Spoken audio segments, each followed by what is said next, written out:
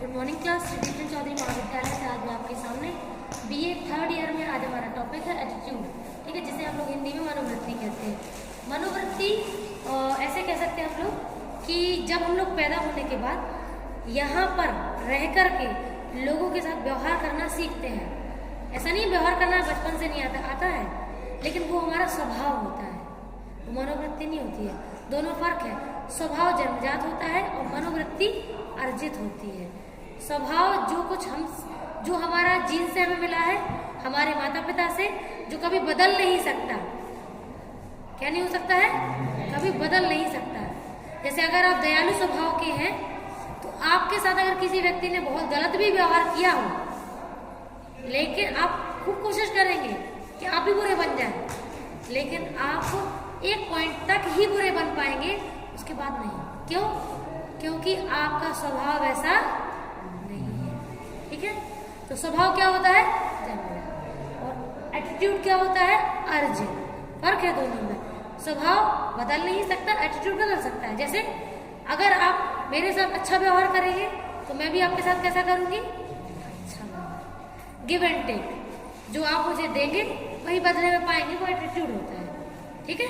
एक अच्छा इंसान हमेशा अच्छा होता है, बिल्कुल होता है, लेकिन कभी कभी बुरे इंसानों के साथ पाला पड़ जाता है उसका, तो उसको टिट फॉर टैट, जो सुना होगा ना, जैसे को तैसा बनना पड़ता है, उसे एटीट्यूड कहते हैं।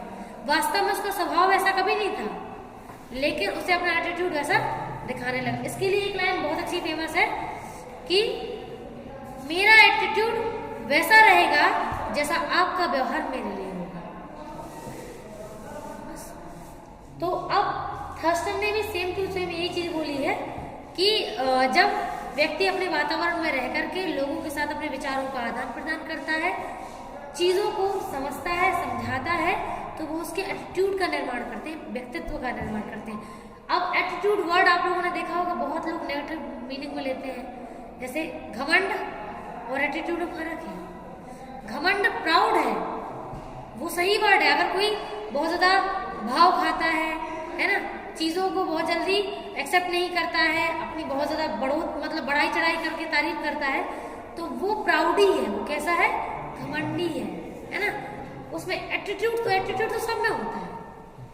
एटीट्यूड दो प्रकार का होता है, एक पॉजिटिव और एक नेगेटिव। अच्छे व्यक्ति के लिए अच्छा व्यवहार करते हैं, वो पॉजिटिव एटीट्यूड है, और नेगेटिव के लिए नेगेटिव एटीट्यूड है।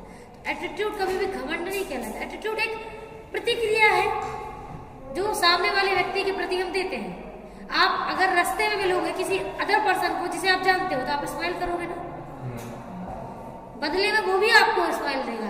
इसका मतलब है कि आपने अपना एटीट्यूड प्रेजेंट किया और उसने अपना एटीट्यूड आपको प्रेजेंट कर दिया। तो ये एटीट्यूड था ना, ये घमंड थोड़ी था। फर्क है दोनों शब्दों, ठीक है। अब है मनोवृत्ति के घटक।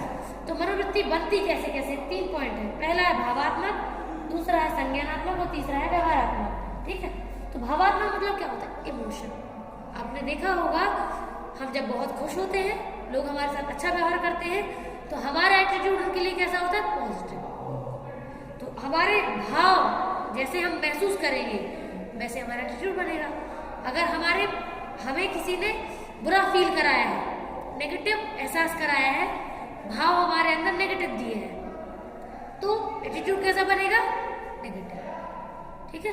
नेक्स्ट है संज्ञानात्मक। संज्ञानात्मक का मतलब होता है सोच विचार करके निर्णय लेना, यानी कि मस्तिष्क के द्वारा पूरा सोचना, समझना, निर्णय लेना, तर्क करना और सही निर्णय लेना, चिंतन करना, ये सब संज्ञानात्मक में आता है। तो अब जैसे मान के चलो, कुछ लोग दुनियादारी वाले होते हैं ना, कि जैसे सामने वाले ने आपके साथ गलत किया, लेकिन वो सोचते हैं अगर आज हम इसके साथ बुराई ले लेंगे, कल हमें इससे काम पड़ गया तो ये होते संज्ञानात्मक वाले। मतलब ऐसे एटीट्यूड जो है वो पूरा सोच समझ कर, पूरा कैलकुलेशन, भविष्य की पूरी कैलकुलेशन करके एटीट्यूड प्रेजेंट करते हैं, ठीक है।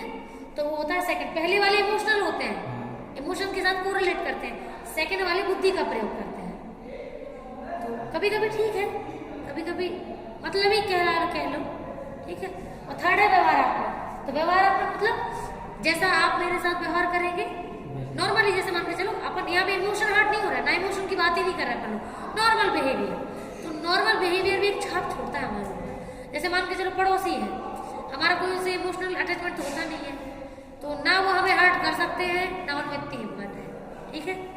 लेकिन फैमिली कर सकती है, तो फैमिली को छोड़ दो, रिश्तेदार को छोड़ दो, बेस्ट फ्रेंड को छोड़ दो, ये सबको हटा दो, बाकी उन लोगों को रखो जिनसे कभी कभार मिलना जुलना होता है और नॉर्मल से रिलेशनशिप है, तो वो होते व्यवहार, ठीक है। तो व्यवहारात्मक एटीट्यूड को प्रेजेंट करते हैं जब पूरा जब जैसा बिहेवियर हमारे लिए प्रेजेंट करेगा वैसा ही हम कर देंगे, ठीक है। नेक्स्ट है मनोवृत्ति क्या है, तो फर्स्ट पॉइंट है कार्य संतुष्टि, मतलब जब हम अपना एटीट्यूड प्रेजेंट कर देते हैं तो हम कैसे हो जाते हैं, सेटिस्फाइड, हमें लगता है चलो जो यहाँ चल रहा था वो निकाल दिया, ठीक है। सेकेंड है कार्य संबद्धता, तो जब भी एटीट्यूड निकलता है सामने वाले के प्रति वो किसी ना किसी चीज से जुड़ा जरूर होता है। कभी ऐसा नहीं होता है कि हवा में बिहेवियर आ गया, कोई रीजन ही नहीं है उसका। कभी कभी हम बोलते हैं ना, हमसे कोई पूछता है क्या हुआ, पता ही नहीं है क्या हुआ, पता होता है लेकिन बताना नहीं चाहते। ऐसे ही होती है कार्य संबद्धता, एटीट्यूड जो हम प्रेजेंट करते हैं कभी कभी तो क्या रहता है ना, रोजमर्रा में हम लोग कितनी प्रकार के हाव भाव प्रेजेंट करते हैं, हर चीज को व्यक्ति एनालिसिस नहीं करता है, नहीं कर पाता है, इतना उनके पास समय भी नहीं होता है ना, क्योंकि हजार काम होते हैं, हजार लोग दुनिया में है भाई, है ना। बहुत ही बड़ी बड़ी जो मेजर चीजें होती है ना, जैसे किसी पर्सन ने एक नहीं दो नहीं 3-4 बार बहुत ज्यादा इनडायरेक्ट डबल मीनिंग बातें कर दी, तो फिर दिमाग पर क्लिक होता है कि ये चीज किस चीज से जुड़ी हुई थी, आखिरकार ये बिहेवियर था आया कहाँ से था। फिर हम सोचते हैं अगर पहली बार होगा तो हम रैंडम समझ के निकाल देते हैं, हो गया होगा ऐसे, हो सकता है किसी और का गुस्सा हम पे निकाल दिया हो। तो हमेशा बिहेवियर कोरिलेट होता है और जिस पे जो बिहेवियर प्रेजेंट होता है वो उसी से जुड़ा होता है।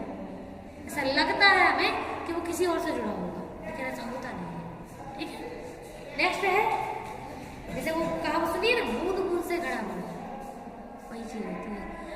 पर्सन बहुत समय तक आपके प्रति जो महसूस करता है वो बूंद बूंद बूंद जो ऐड हो रही है ना एक दिन वो बड़े इमोशन के रूप में, बड़ी एटीट्यूड के रूप में प्रेजेंट जरूर हो जाता है। अब समझना आपके ऊपर है, आप समझ पाते हैं कि नहीं, इसी को साइकोलॉजी कहते हैं। अगर समझ गए तो आपने व्यक्ति के ब्रेन को पढ़ लिया। और लास्ट पॉइंट है नहीं, प्रत्यक्ष संगठनात्मक आलम, मतलब प्रत्यक्ष मतलब सामने नजर आ रही है, एटीट्यूड सामने तो दिखता है ना, एटीट्यूड ऐसा थोड़ी है जो अंदर चल रहा है और बाहर दिखा नहीं रहा व्यक्ति, एटीट्यूड बाहर दिखता है, फेशियल एक्सप्रेशन से दिखता है, बॉडी लैंग्वेज से दिखता है। अगर हमारे बड़े सामने होते हैं तो बाकायदा हम रिस्पेक्टफुल बिहेवियर में उनके सामने रहते हैं, दोस्त होता है गले वाले में हाथ डाल लिया, ठीक है, और अच्छा दोस्तों 2000 तमाचा लिया, तो ये हमारा क्या है, ये हमारा प्रत्यक्ष संगठन है एटीट्यूड प्रेजेंट करने का, ठीक है। ये बताता है रिश्ते की गहराई कैसी है। और लास्ट है कार्य संलिप्तता, यानी कि जब भी हम एटीट्यूड प्रेजेंट करते हैं तो पूरा टोटल इन्वॉल्व होकर करते हैं, अपना पूरा इन्वॉल्वमेंट उसमें रहता है, ठीक है। कभी ऐसे हवा में नहीं एटीट्यूड होता है, कभी भी कोई भी चीज विदाउट रीजन, कहते हैं ना पत्ता भी हिलेगा तो हवा चल रही होगी, ऐसे ही होता है, वास्तव में यही होता है।